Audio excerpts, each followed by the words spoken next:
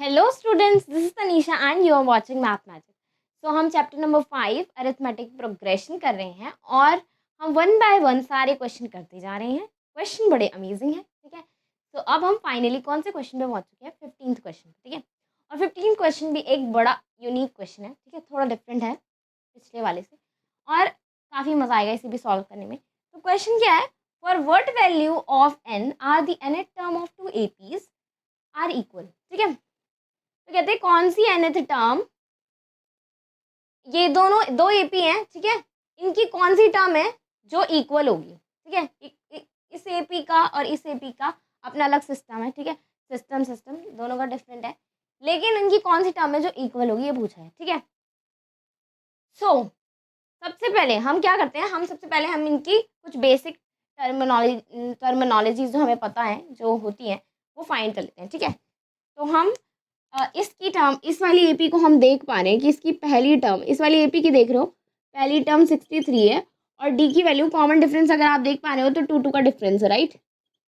और इस वाली एपी की पहली टर्म 3 है और इसका कॉमन डिफरेंस क्या है? 10 - 3 7, राइट। तो इसके लिए डी की वैल्यू 7, ठीक है। अब nth टर्म इन दोनों की इक्वल है, ठीक है, ठीक है। किस वैल्यू के लिए इक्वल होगी? तो यानी कि इक्वल हमें माननी है, ठीक है। इक्वल हम मान लेते हैं क्योंकि इक्वल होंगी तभी हमें पता चलेगा वो कौन से नंबर ऑफ टर्म है, ठीक है। तो इसकी nth टर्म क्या होगी? पहले इस वाली एपी की nth term a plus n-1 into D, ठीक है। तो ए की वैल्यू पुट करो, ए की वैल्यू 63 प्लस n-1, डी की वैल्यू 2। सो ये इसकी nth टर्म है। इसको भी अंदर डिस्ट्रीब्यूटिव प्रॉपर्टी लगा दो, 2n-2, ठीक है।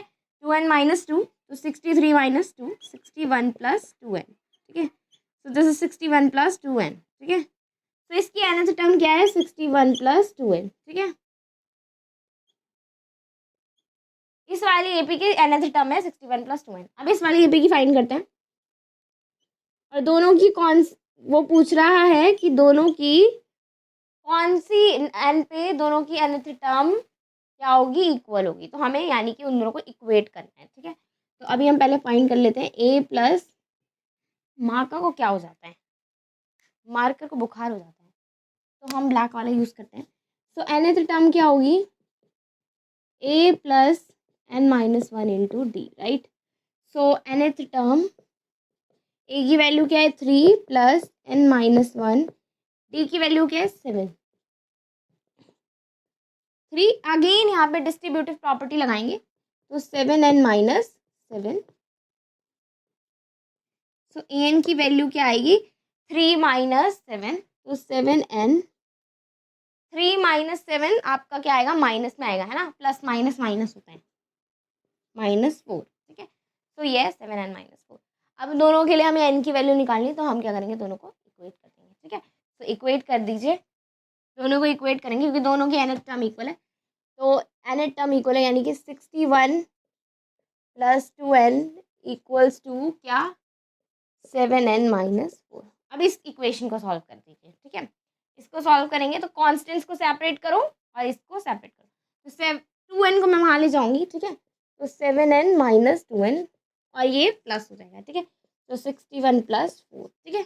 61 प्लस 4 65 और 7n माइनस ये 5n, ठीक है। तो इसको यहाँ लिख देते हैं 7n - 2 5n एंड ये 65, ठीक है। तो n की वैल्यू क्या हो जाएगी फाइनली? 65/5, ठीक है।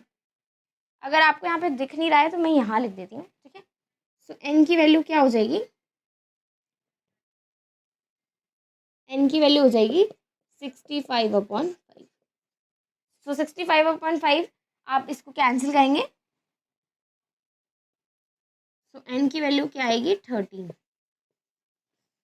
यानी कि n की वैल्यू क्या आ गई? 13। What value of n? 13 are the nth term of the two APs है। इन दोनों की एपी की जो 13th टर्म आप निकालेंगे ना वो दोनों इक्वल आएंगी, ठीक है। आप चाहे तो चेक भी कर सकते हैं, आप इसमें इस एपी का डिफरेंस 2 है, 2 ऐड करते जाइए, 13 टर्म फाइंड करिए, ठीक है। या तो ऐड करिए या तो डायरेक्ट आप, अगर आप अपना दिमाग यूज़ करना चाहते हैं तो 13 टर्म क्या होती है? a + 12d होती है।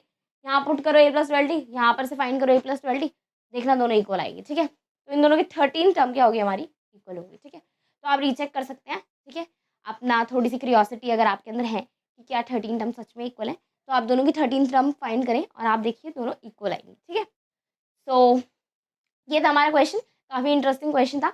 अगर आपको अभी भी कोई भी डाउट हो तो you can ask me in comment section. Okay, so video आज यहीं पे ख़त्म करते हैं, नेक्स्ट वीडियो में मिलेंगे, तब तक के लिए बाय बाय।